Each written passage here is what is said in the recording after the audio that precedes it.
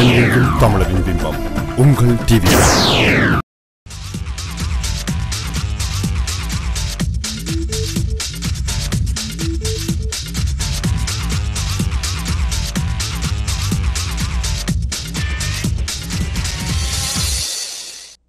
Welcome to Crossroads on TVI. I am your host, Manjula Salvaraja. Today we ask if we are a community mired in health issues. Are the habits of Tamil Canadians and South Asians in general a prescription for years of bad health? Let's meet our panel. Thank you for being here, ladies. It's a pleasure. Siva Swaminathan is a sought-after media spokesperson. You will have probably heard her do a lot of advocacy work about diabetes in the South Asian community. She's appeared on City TV, on OMNI, and many other stations. She's a chef and owner of the Chezsiva cooking school, which focuses on healthy meal planning for people with chronic diseases. When she's not working on her soon-to-be-available cookbook, she's the executive chair and one of the founding members of the South Asian Diabetes chapter of the Canadian Diabetes Association in the GTA. Welcome. Thank you for having me. How exciting. Good. Well, it's a great topic. And of course, we can't have this show without having Dr. Ashwini Rasaratnam here. She loves talking about good health. It's a passion, and also the work she loves and does daily. She is a Toronto-based doctor and general practitioner. She holds a Bachelor of Science in Anatomy and Cell Biology and a medical degree from the School of Medicine at McGill University, very prestigious place. Yes. While completing her training in family medicine, she was the McGill representative for the section of residents at the College of Family Physicians of Canada. Thank you for coming as well. It's my pleasure. I know you have a crazy schedule, and all of you ladies do, so it really makes such a difference that you're here. And of course, you are probably familiar with this next person that we will introduce. Sujani Sivanandaraja is the co-founder of the Tamil Health Association, a non-profit organization dedicated to supporting the Tamil population. In their own words, they help bridge the gap between health service providers and the community through research and health promotion. Is that about right? Perfect. I haven't made anything up? Nope. Okay. Don't give money away or anything? No. Okay.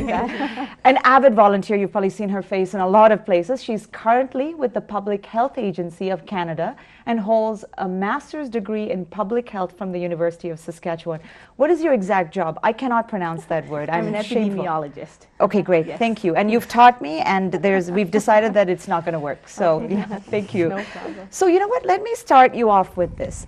Do you think that there are diet habits and lifestyle habits that, you know, South Asians and Tamil Canadians have that are making us more prone to diseases? I'll start off with you. It's a very good question, and thank you. It's still a mystery because, sure, I mean, South Asian diet, Tamil community diet. I mean, our food is incredibly rich. I mean, you know, but again, it has a lot of history, but I think. And then, of course, our lifestyle, because we live here in a cold country, there's, you know, we have 6 months of winter. So still the theory is out because, I mean, I think the doctors are still trying to figure out what is causing this. Because it could be the lifestyle, it could be the diet, but it could also be stress, it could be a lot of other things. But certainly living here, our lifestyle, we could change a little, obviously. Okay. So there's room for change. Dr. Ashwini, would you like to add to that? I would say absolutely. You know, it has a huge impact. So if we look at diet and lifestyle, there needs to be a balance. You know, the calories that we take in has to be balanced out by the calories that we spend in a day. Otherwise, we have extra calorie that's going to get stored into fat, and we have a lot of resulting effects like insulin resistance that goes to diabetes. The cholesterol buildup will start blocking the arteries in your heart, in your brain, causing heart attacks and strokes. So that balance is definitely very, very important. So I would say that if we look at the South Asian community, there's definitely a higher incidence of diabetes, at least 3 to 5 times more than That's substantial. Yeah, than the average Caucasian community. And there's also premature heart disease. What that means is heart attacks that, you know, occur usually in people older than 60s. We start getting it in our 40s and 50s. So, you know, we're still looking, and, you know, like Siva said, you know, we're trying to understand, because it's definitely multifactorial. there seems to be a gene or genetic predisposition that makes us susceptible to these. But there's a theory, this is the hypothesis, is that this gene, the bad gene that we have that makes us susceptible for these early onset diseases, gets stressed and come out more when we are in that poor environment of poor diet and lifestyle. Oh, that's interesting. Yeah. Okay. So maybe, if we were to have great diet and lifestyle, maybe we would have these diseases a bit later. It'll be a less Or it'll be suppressed in some way. Exactly. It might never come out. We don't know the answer to that. But definitely by being in this environment, we definitely have it. And we know this. There's been studies done on Japanese, for instance. Japanese are a culture where they have very, very low incidence of coronary artery disease or heart attacks. And when they looked at Japanese in Japan versus the Japanese who are in North America, the North American Japanese started having the incidence similar to the North American Caucasians. So diet and lifestyle, we know, definitely have an impact on illness. And when you, people say that when they're in Japan, they notice how fish-rich the diet is. Right. And, there's people walk around a lot more because you need to actually walk to do your groceries, right? Absolutely. And things like that. It's an active lifestyle because you have to. Right, exactly. Interesting. So, Johnny, would you like to add to that? I mean, you have the wealth of the Tamil Health Association too, So right? definitely these two ladies talked about two things I wanted to touch on. And so we know through tons of research that diet and lifestyle definitely has an impact on our health. And so something Ashwini said was the healthy immigrant effect, and I'm sure you're aware of that, is the idea that it's actually called the healthy immigrant effect. And there was a documentary touched on diabetes, I believe, as well. And so what that is that immigrants coming into Canada, they're substantially much more healthier than the native-born Canadians. And so that may be for whatever reason, but one thing is that they are screened before they come into Canada for their health. And as their years in Canada increases, they see that their health starts to decrease and meets that of native-born Canadians. And so there's that effect as well. So maybe we do see that substantial decrease in our health as immigrants. And another idea is the genetic predisposition. There's lots of debates, there's lots of studies, whether that does exist or not. And I personally, I'm towards the no, it doesn't exist side, only because I think that anything can be changed through diet and lifestyle. But yes, there may be a gene that does get activated based on our poor lifestyle. So the thinking is there is some thinking out there that says that as South Asians, we may actually have a genetic predisposition to getting. Interesting. And that's still debated. It's still debated. I mean, in Canadian Diabetes Association, we talk about that a lot. I mean, we are one of the highest risk community, like one of the 6 highest risk for type 2. And so having the predisposition, when you look at, when you compare the population here versus how it is back home, it is also catching up there. So obviously, definitely it's a lifestyle issue because here we are, when people come here, we have the conveniences of car. My colleague in my chapter who says a lot, I mean, car is the worst invention because now we drive everywhere. We don't even walk. So we're surrounded by cold 6 months. So we get a sedentary lifestyle. So I think there is a bit of a correlation that maybe we can sort of ward it off. We can sort of prolong that if we already have sort of a maybe pre-diabetes condition or it's existing in our family.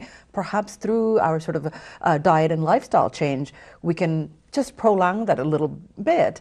But then if you look at what's happening in back home, this is also catching up over there too, because there there's a lot of activity there, but also now with again the convenience of packaged food and all of that, that's also catching up over there. That's a very interesting point. So then let me take this a step further. Do you think that people in the community prioritize their health and wellness? Do you think that they're investing in their health? I saw you smile, so I'll start off with you.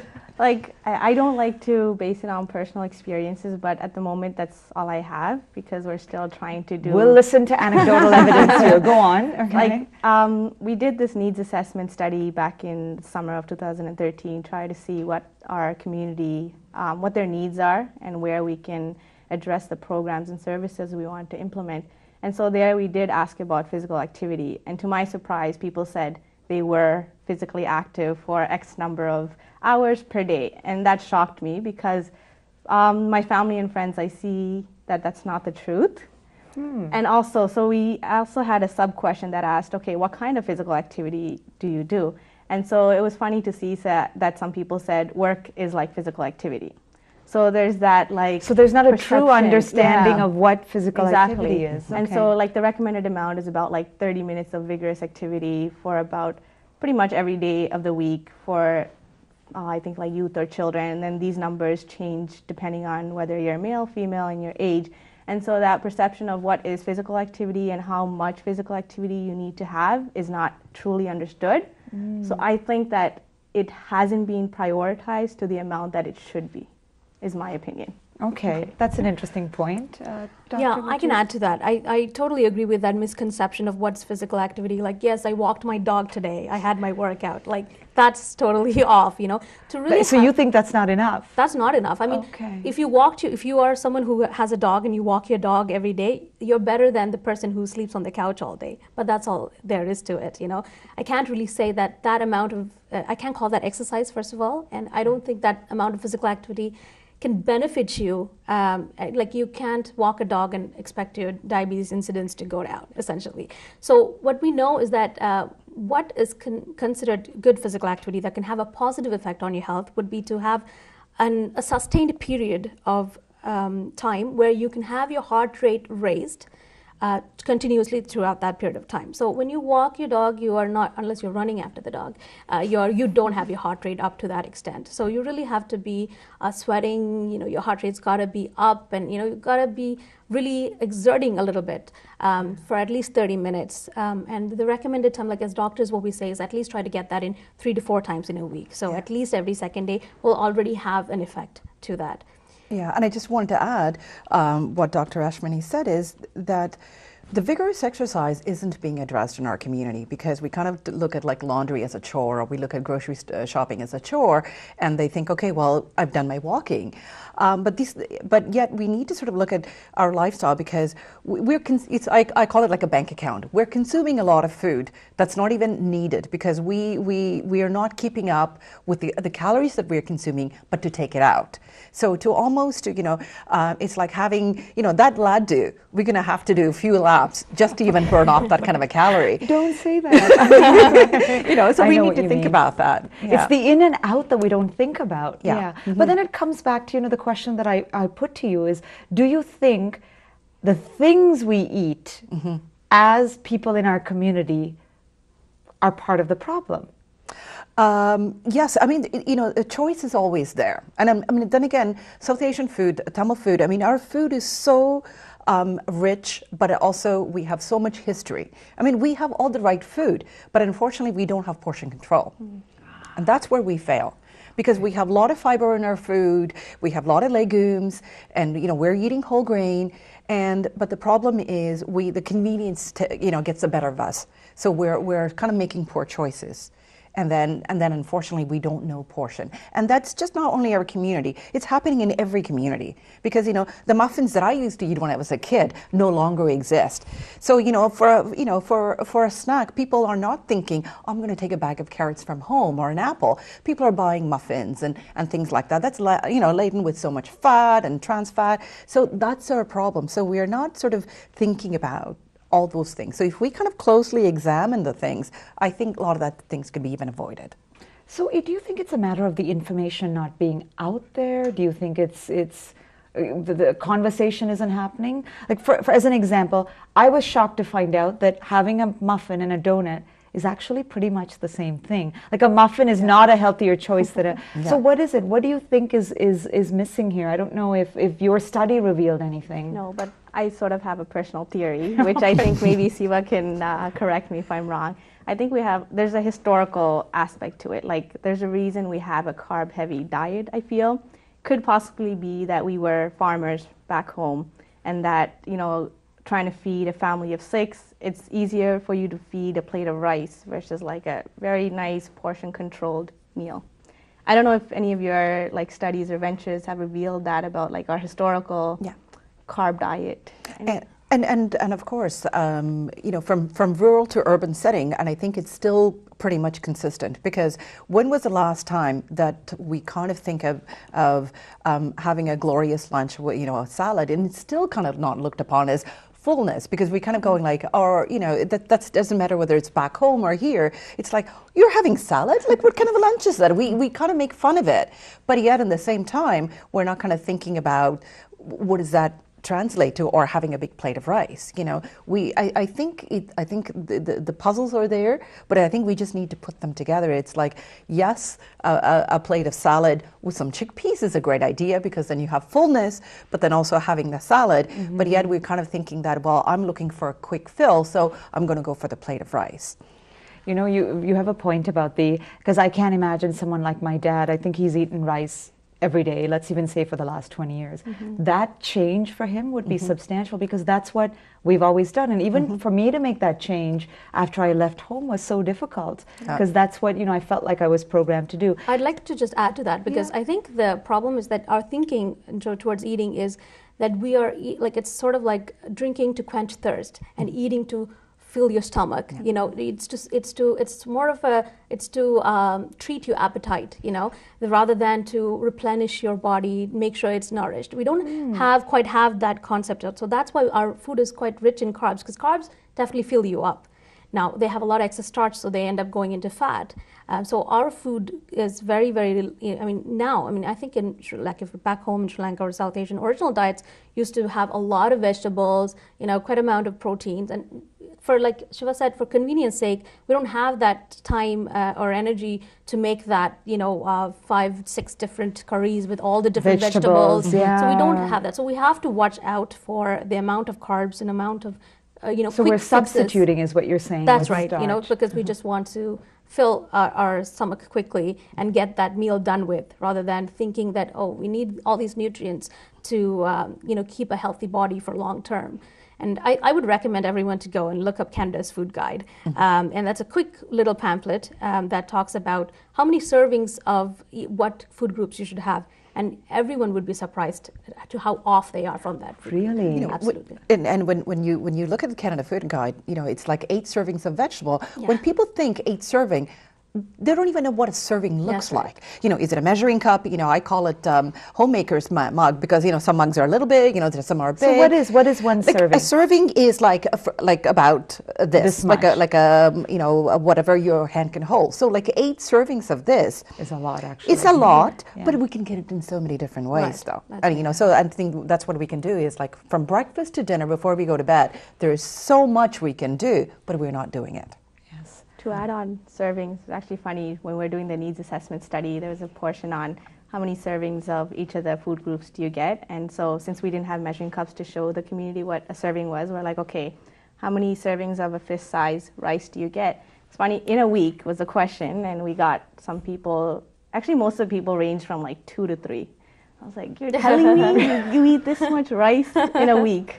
I'm like, I don't even do that, first of all. And I'm pretty conscious, but yeah, that idea of trying to figure out what a serving is and educate that is a big step. Yeah, it's very tough. And we will be having this conversation a little bit later too, but what was the reason for the needs assessment survey that you did? With the Tamil Health Association, we didn't want to jump right in and say, okay, we think this is what the problem is, so let's invest all the money into programming for example, healthier diets or something like that, right? So the idea of a needs assessment study, in my master's program, they said whenever you jump into anything, you want to go to the community and ask the community, what do you want? What do you want to see out of our association? And like, where can we help you? Versus us, even though we are part of the community as a organization, we're still a third person for the population that we're trying to serve. So you bring the population into your study and you ask them where the problems are. And so that's what a needs assessment study is. And what were some of the big themes that you learned from that survey? That definitely we need to go for a more focused study, because this was very general. We touched on demographics, so what was our age and gender, and we also looked at what are some of the top few diseases that people were seeing, medications they were using, as well as language and cultural barriers. What kind of programs do you want to see? And you'll be glad to know a lot of it was around food. So people want to learn about food, how to make those changes. So that was the biggest theme that we saw, was food. And were there any particular sort of diseases of that kind that people mentioned again and again? Yeah, and so it's like the top ones that you see for South Asians: cardiovascular diseases, diabetes, a lot of arthritis, joint issues, things like that. Okay. Well, sorry, I just wanted to add one more thing. What Sujani was saying is, a part of a lot of the diabetes advocacy work that we do, one of the things that we always talk about is it's like a three component. There's the wellness component where like health in terms of like medication, that's something that we don't have control, whether you have to take oral medication or insulin or whatever. That is from within your caregiver. So that is a given. But diet and fitness and lifestyle change, we have control, and that we could do. You're right. And you know what? We're going to stop you right there because we still have much more time left. And I want to come back to that because at some point we want to talk about solutions as well. Yeah. Stay with us. These wonderful ladies will be back. We'll take a break now. You're watching Crossroads on TVI with Manjula Savaraja.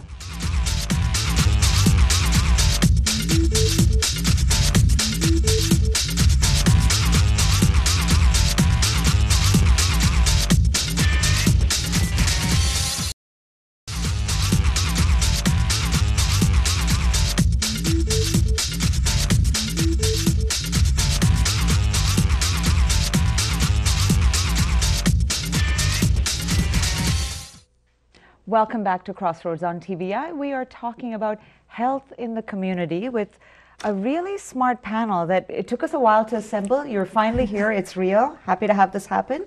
So I know that people always call us after to find out the background of, how people got into what they're doing. So let me start off with you. Okay. What prompted the kind of the founding of this organization? Okay, well, I guess it's a bit of chance, a bit of interest. And so ever since I was young, I've always had a passion for teaching / health interests. So I went into undergrad thinking I would become a dentist, And for some reason, I ventured through the path of public health. I had this one course, and that really drew me into it. And I decided, okay, I want to really make change at the population level versus individualized treatment. And I pursued my undergraduate degree in health studies and biology. And right after, I jumped into my master's in public health. And that was when it really got to me that as a public health student, I was able to jump on the internet, discover what our health services in Canada is about, and all the programs, all the services, all the great things that it has. But I was only able to find that out because I was a student trying to research for my assignments and policies and things like that. And so I was wondering, as like a Tamil Canadian, would I be fortunate enough to find these things without much research was the question I had. And so the 2 years I was out in Saskatchewan, I was sort of like blueprinting this ideal organization that would target the Tamil community and would give them all this like wealth of knowledge that I had found in Saskatchewan through my master's. And so after much drafting and like posters all over my wall about how this organization would look like, this August of 2013, I decided to incorporate it, and I was fortunate enough to find a few good friends that were willing to jump on. And since then, we've had great support from the community. A lot of other organizations were doing some great things. And I would actually like to say that SACS, so the South Asian Autism Awareness, yes. AAAC. Yes. Yeah. When I actually came across them while I was working on a project for my master's, and that was a really big motivation for me that yes, we can do something in our community, and it doesn't just have to stop with them, and we could build on each other's positive things and go on and bring into the community what we've learned, and we were fortunate enough to learn, and so that's how it came about. And you know what, they've been on the show, and it is interesting to notice how much they've taken it, like, because they've dealt with stigmas, people not understanding what resources there are. And if that's the case across these other things, then there's a need, right? Exactly, yeah. That's a wonderful story. Thank you. So if people needed to find out more, where do they go? Everything is on our website, so www.tamilhealth.ca. Okay. We also have a Facebook page, Tamil Health Association. Okay. Recently, we've started a blog page, and what that is a 2014 Healthy Tamil Challenge. And so how that came about was we had our New Year meeting with the team. And so we were talking about all these ideas, and one person said, okay, so what are we as the Tamil Health Association team members actually doing to take a step toward a healthier life? Like, yes, we're not perfect just because we're in the Tamil Health Association. Like, we've got really bad lifestyle and some bad diet issues. And so we all pledged to take one change that we would talk about on this blog and about the challenges and the successes of reaching What these. a great idea. Yeah, and so of your own kind of of our setting a own, goal for exactly, yourself. yeah. Now, are you taking volunteers as well? You're Yes, always, definitely, okay. yeah. Perfect. There you have it. Yeah. If anyone's interested, I'm curious. I've asked. I always ask doctors this because it's not an easy profession. Right. What prompted you to get into this field?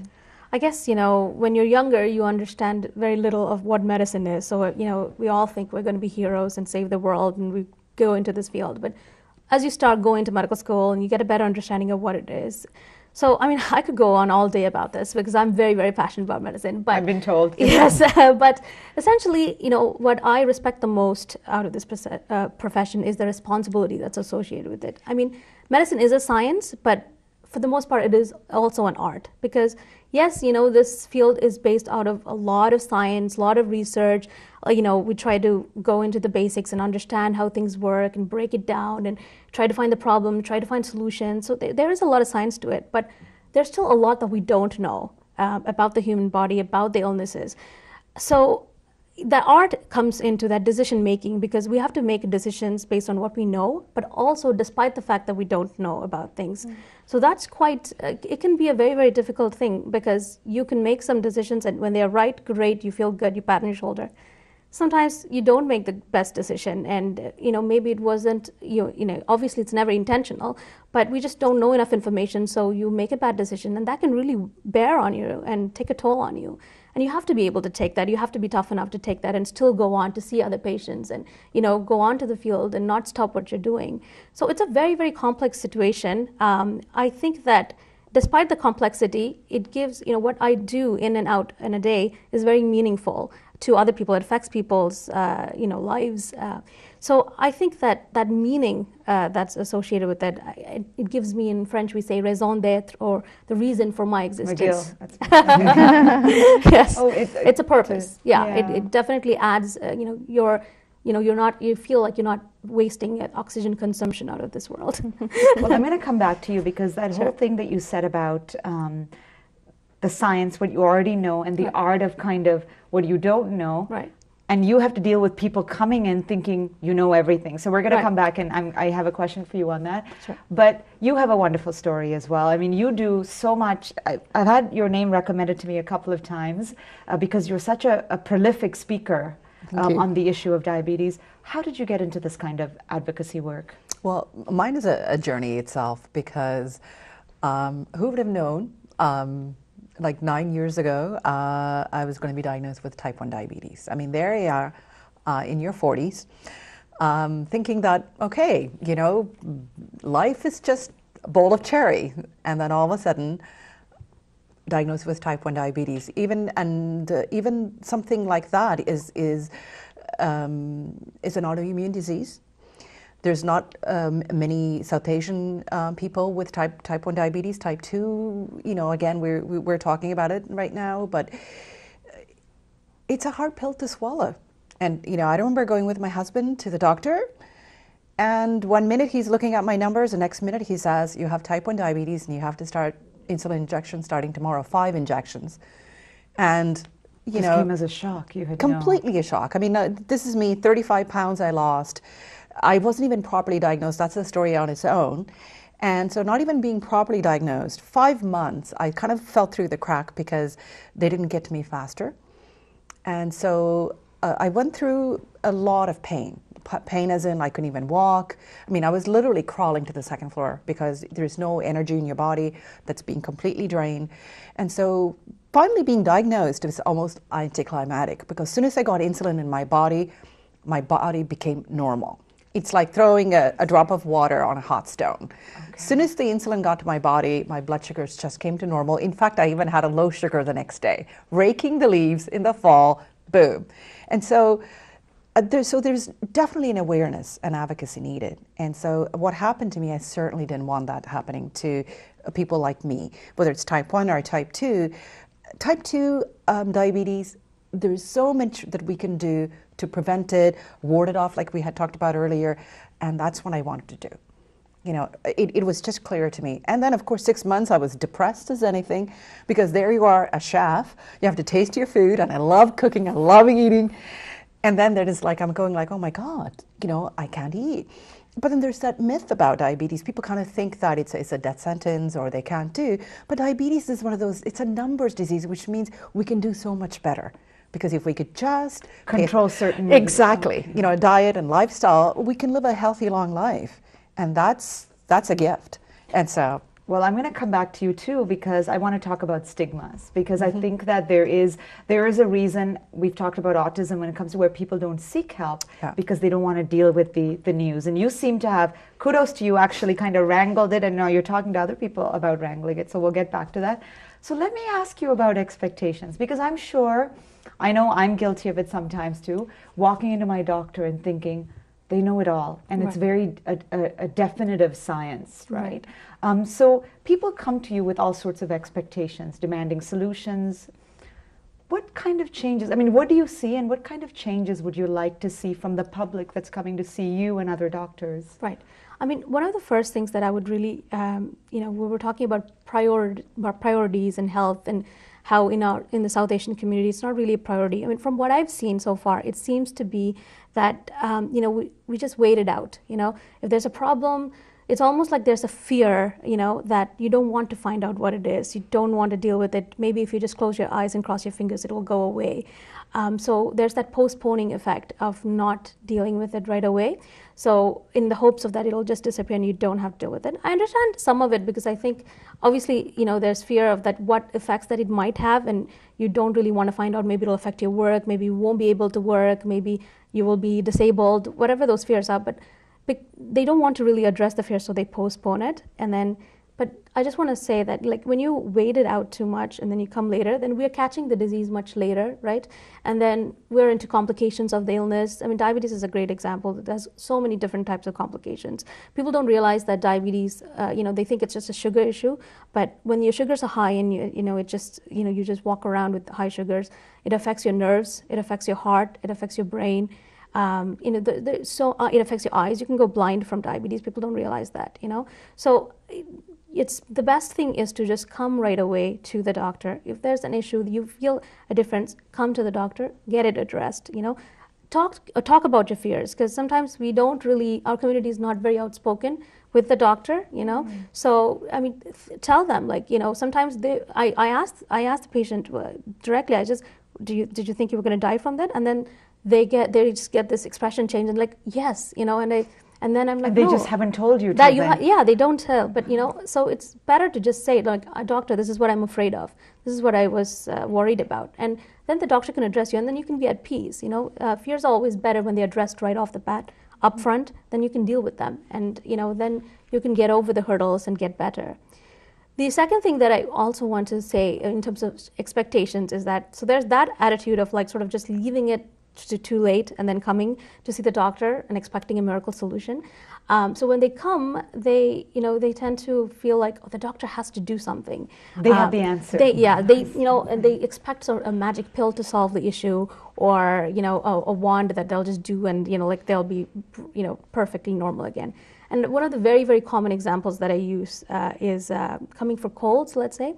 So obviously they waited out until the cold, colds are from viruses. They are strict colds are from viruses, and they go away. There's no real treatment for it, what we call conservative management. There's just hydration, keeping healthy, that type of thing. And it leaves your body the virus and you'll be fine. But when it's really bad, it does get quite bad. And when they come to the doctor, then they want antibiotics. It's like, yes, I've waited it out. Now my cold is bad. I need antibiotics. There's that concept.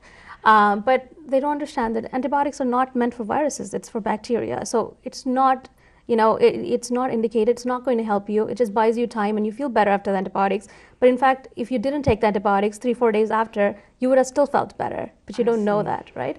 So that expectation of okay, so if the doctor doesn't give antibiotics, it's like, I wasted my time. I didn't get what I didn't get that magic pill. So I just like that, I like to see that changed in, that it's okay for your doctor to say that you actually don't need anything right now. And don't feel like that visit was a waste of time for you because you got it checked out. Maybe it wasn't a cold. Maybe you thought it was a cold and it was a pneumonia. And then the doctor should have given you antibiotics. But if the doctor didn't, then it was a cold and it's fine. He did you good, or he or she did you good. in not exposing you to unnecessary drugs and unnecessary resistance in the community. So it's okay to come to the doctor, and if the doctor says it's fine, or wait it out, or we don't have to do anything about it, that's perfectly fine. And those expectations I would like to see change. You would like to see managed.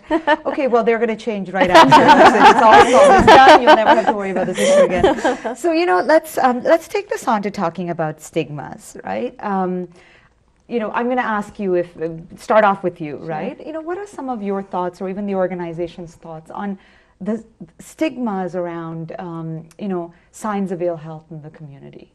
I know for a fact that they're not addressed or even talked about at home. I think the two biggest examples would be mental health and sexual health most of the time. I don't know, you probably have like firsthand experience with patients. And I think the goals we have as an association is to, again, with more focused studies, is to try to figure out why they exist and how to combat those stigmas. So for example, why does sexual health talks, why are they looked upon as like a taboo? We shouldn't be speaking about them, even mental health.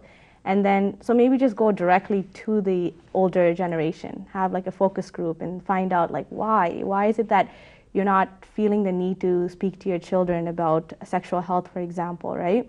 Like the perception is that if you speak about sexual health, then you're probably a person who's in like risky behaviors or something like that, right? Like, or you're promoting risky behavior, exactly. Or you're far too liberal, or whatever the word is. Exactly. Yeah. And so like, for example, one is like HPV. It's a sexual illness, and so grade 8s and 7s are getting the vaccinations nowadays because they recently discovered the vaccine 5 years ago.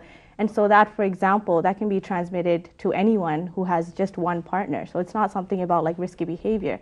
So you need to speak to your children at a young age and make sure that they're vaccinated before the age of 25 or 26, and just like having that discussion be easier in the Tamil community. And so I'm not sure how we are going to do that, but that's something that we want to do, and we will soon do. That's a tough kernel Yeah. too, right? That specifically actually is a tough kernel.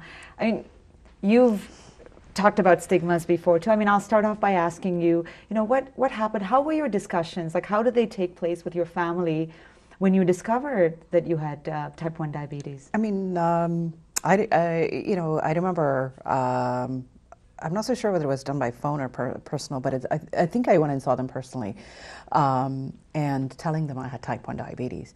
And they were shocked because, again, they took it badly because, even though they weren't showing their emotion, but, we are South Asian, we're a Tamil, very, very passionate. And there they were, like, my mom's crying and my dad, and then they kind of like composed themselves. And then it's like, and then we didn't want to talk about it. And then, of course, how do you break this news to relatives? And I think it's a continued stigma, not only in my case. I mean, it's generally a stigma, and because this is not something we talk about, I mean, diabetes. I mean, I don't know what it is about diabetes. I mean, it doesn't matter in any community. I think diabetes or cardiovascular issues, it's kind of looked upon as sort of, it's a bad thing. And of course, it's a chronic disease, and of course, it has a lot of risk. But I'll tell you this. I remember the first year expo. We were about to go and speak. And this is the Canadian Diabetes Association Expo. Thank you, yeah. Mm-hmm. And I was about to get on the stage and speak, and this woman, she came to me, and she held my hand, and she had tears running down her eyes, and then she had a crumpled piece of paper, and she showed it to me with an article that had posted about her expo and my face on it. And she said, my son was diagnosed with diabetes. And when she was crying, I was thinking, like, my goodness, what is it, right? And then I had to sort of console her and say, it's good now we have the diagnosis, we can do a lot of work. I mean, so this is, the stigma, I think, in our community is, it's not, first of all, coming out and talking about it, creating dialogues, and then so we're always thinking about what's the neighbor going to think, what's my family going to think, but I think we need to own this. I have it, now we're going to work with that, So this is a huge challenge. It's not only the South Asian community. I mean, it's a huge challenge to get people out. A broader audience. Absolutely, too. absolutely. Yeah. Well, I don't know if you have any issues that you run into when you see patients that are kind of in that whole area of stigmas, people who don't want to talk about things. I mean, I think, sexual health was definitely touched upon, and she touched upon diabetes. At one point I'd like to add is that there's a huge stigma around mental health, and mental health in this community is barely ever talked about. Sometimes even family members, like husband doesn't know the wife is being treated for depression. So there's real secrecy involved regarding mental health, and it's looked down upon. There's a lot of misconceptions about, if someone's depressed, or like if someone has psychosis or things like that, that they are non-functional people, or they will always be violent, or, they will not be able to, do anything correctly. There's a lot of misconceptions around it, and everyone's afraid of being judged by the community and what, like Siva was saying, like what he or she will say, what the neighbor will say, and all that. So I think that, unfortunately, that stigma, what we essentially end up doing is we're suppressing a group of people into secrecy, right, and not coming out to talk about it. So there's more and more people who's going to join that gang, and then we're going to create an outcast of this, because like what's considered societal norm is, I know everyone wants to comply to the norm, but this norm is created by us. The norm was not to have diseases. There's all kinds of illnesses. So the norm is to have illnesses. So everyone has different kinds of illnesses. We have to accept that, and we have to start seeing all these different things. Diabetes is the same as having, like HIV, or having a depression. It's all different kinds of illnesses. It's all disturbances in our body, that we need to deal with and we need to take care of. So that open-mindedness is something that we need to develop.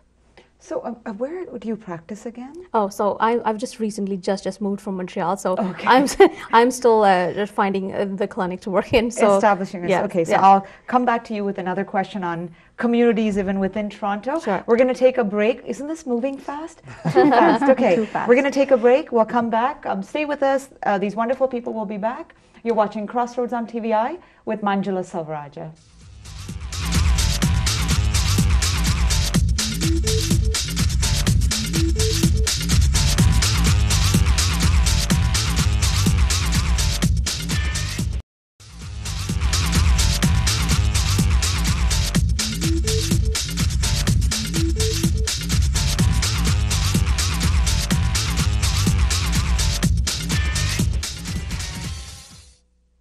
Welcome back to Crossroads on TVI. We're speaking about the state of health in our community. And I left about asking you about, where you had moved from. Right. Why do you think these stigmas exist? And I know you could write a book on that, but I'm just curious. Why? Why do you think that is? I mean, it's multifactorial, but there's definitely a lack of understanding or education / awareness about what these problems are. The layperson, not every layperson is a doctor or in the science field, so they don't really understand what each illness is all about, what's the cause of it, and all of that stuff. So that's one part of it, that we just don't talk about it, don't hear, don't know firsthand information about those things, and we kind of see what's depicted in the media, what other people talk about, and that it's all hearsay based, right? So that lack of knowledge is definitely a contributing factor to these stigmas. And I think the other thing is that the stigma, if you look at what a stigma is, that sort of negative stereotype usually is built in a society when a society is trying to discourage, let's say, unfavorable behaviors that could land you into trouble. So for instance, we're talking about HIV or sexually transmitted infections, that stigma about that's only present in promiscuous individuals. I mean, yes, there's that stigma because, yes, promiscuity will land you into trouble one day or another, eventually, because you are exposed to that much more, partners and, and that much more illnesses because of that. But what we don't understand is that that's just one association, but what we start doing as a community is assign a causal relationship to that. So every person who has a sexually transmitted infection or every person who has an HIV was a promiscuous or is a promiscuous person, right? So that causality is where we go into trouble, and that's also ties again with because the lack then we of start restricting our behavior in certain ways. That's right, exactly. Yeah. So I think that the stigmas were probably initially there for the community to sort of help them, sort of like a disciplining system or something like that, but we lose that, good part of the disciplining system and just go into big mess when we start generalizing and criticizing and becoming a judgmental society, then we're just becoming a destructive one. Couldn't agree more. So I know that we probably will have to roll up at some point. We have, I think, about 8 minutes. But I did want to ask you about how do we find out information about your recipes? Because I hear you have these fantastic recipes on healthy cooking. Thank you. I run a cooking school, as you know. It's Chezsiva. Chezsiva.com. And I recently started a blog site where I'm blogging about diabetes and food. To me, when I was diagnosed with diabetes, is being passionate about food and also eating, which being South Indian, I love eating, but yet a lot of the things had to change. So what we have done is taken a lot of the recipes, whether they are South Asian, Tamil, mainstream, all the food is taken, modified, to made it into sort of like healthier portions and what a serving size should look like. So the website Siva-Swaminathan, Siva-Swaminathan.com, where I'm blogging, we're talking about, it's a dialogue, so it's a blog and it's recipes, and I'm working on a cookbook where I want it to be something that it's just not another a cookbook or diabetes book, but it's to sort of keep the passion going, because our food is incredible, but we just need to figure out how to sort of re-engineer it so that it's healthier. And food is such an essential part of enjoying life. So you want to make sure that love with, with good eating still stays. Exactly. And it can, I think. Absolutely. Right? Yeah. And like I said, I still love my tamarind rice and my lemon rice, but I just make it out of barley. So there you go. Okay. So we make it healthier with fiber. So there's ways to do it. Now you have I think a call-in, because I also, I wanted to touch on the fact that talk to me about support groups, because you've said that matters too. Absolutely. And then tell us about what's going on Thursday. Well, thank you. Through Canadian Diabetes Association, we have a lot of support groups as well. So we have, and people can get in touch with like 1-800-BANTING, where there's a lot of support group and chapters and expos. And now also, when people are busy, and to go to these meetings, now we have social media that's active 24/7. So on this Thursday, I'm doing a live chat. It's called Diabetes Social Media Advocacy. So anybody can tune in all over the world. And it's a 1-hour talk show where I'm going to be guest hosting. Okay. And so we're going to be talking about diabetes.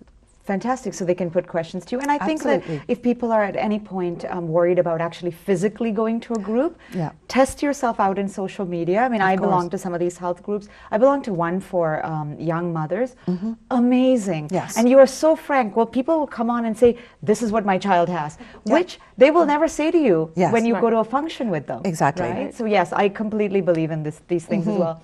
So I've got a question for you. If there were things that you would like to see people change in the community, what would they be?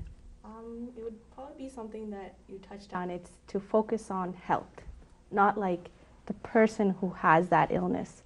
So like one sort of like change that we were asked to practice on during my master's was that, for example, if someone has diabetes, don't say that diabetic person. Don't tie that illness to that person. So say that individual with diabetes. Let's focus on the issue and not the person having the issue. So let's look at it from like a biological point of view, And so trying to get that mindset to change, if someone has a mental illness, let's figure out why they have it. Let's not try to target that person, shut them away from community. Let's try to help them and be more open about it. That's one thing I would like to see changing. Good. And do you have anything coming up? I know you're releasing your the newsletter, yes. So there's a newsletter that sort of gives you a little bit about what we've done in the past 6 months. And so you can look forward to that in our blog, which is blog.tamilhealth.ca. Okay. That's something new as well. Wonderful. Dr. Ashwini, what would you like to say? You've talked about changes and expectations. Are there things that you have, words of advice that you have to the community? If this whole show went above and beyond your head and you didn't pay attention to anything, the one message I would really like to relay is that don't look at health as something that you go to the doctor and and just get it checked when there's a problem. This is something, it's like a car, it's like a house. There has to be some maintenance work involved to avoid those problems.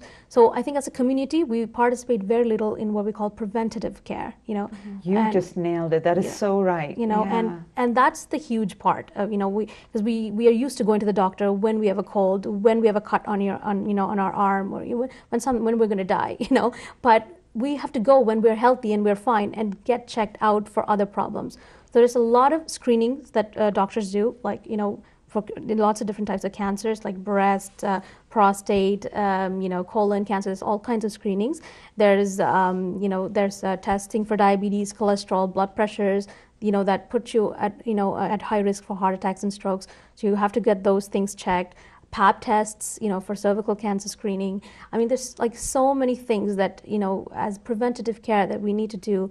One of the very, very few things that gets done is osteoporosis screening, which means that, when women or even men, you get into fractures very early in life. Because of lack of calcium. Lack of calcium, and these things need to be picked up, and so you don't end up with a fracture and bed bound later in life. So go to the doctor and talk about your general health and your problems in a day-to-day life, not things that are exactly making you die right now, but maybe later.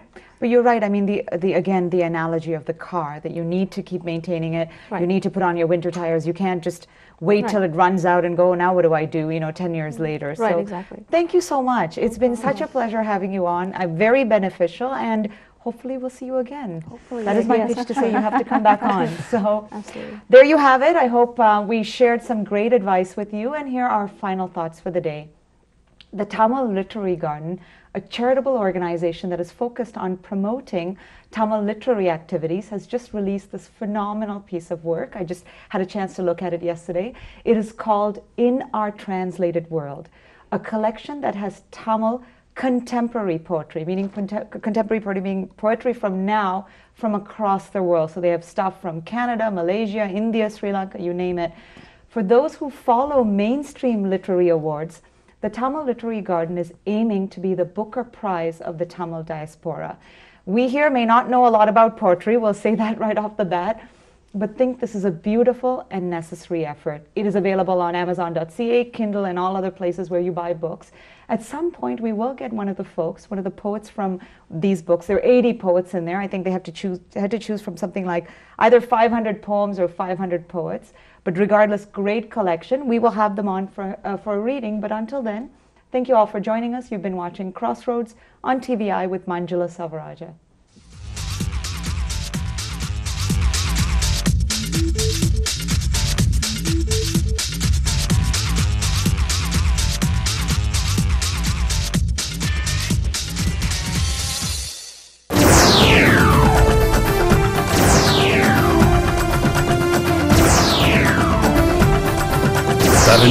தமிழரின் பிம்பம் உங்கள் TV.